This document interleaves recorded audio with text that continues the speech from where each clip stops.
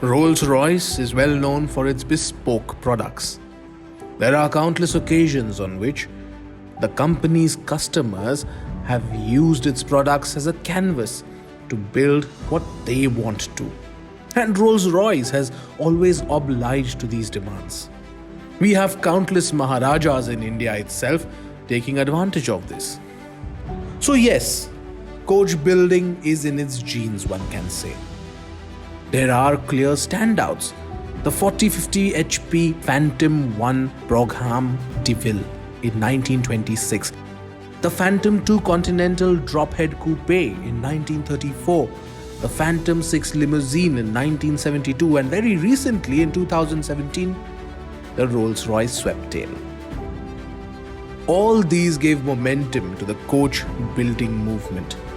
But when a customer comes along and asks, "Show me something that I have never seen before," well, the result looks something like this.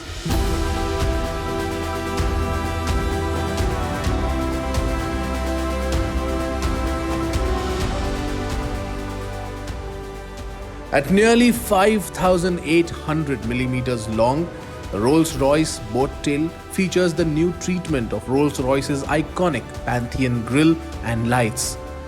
The grille becomes an integral part of the front end, not an applique. The nautical references are very suggestive.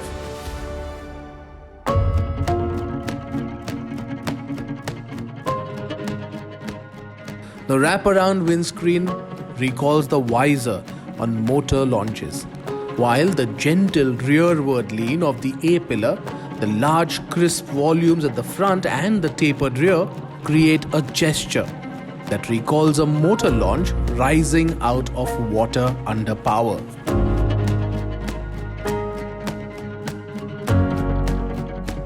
Indeed, it is at the rear where the nautical references become more apparent. The afterdeck, a modern interpretation of the wooden rear decks of historical boat tails, incorporates large swathes of wood. However, what catches your eye is the boat tail's unconventional fixed canopy roof. The sweeping roof line concludes in delicate structural elements that touch down on the rear. Of course, if inclement weather is encountered while the roof is removed, a temporary tonneau is stored so that it can provide shelter. A telescopic movement opens this beautiful and whimsical canopy inversely.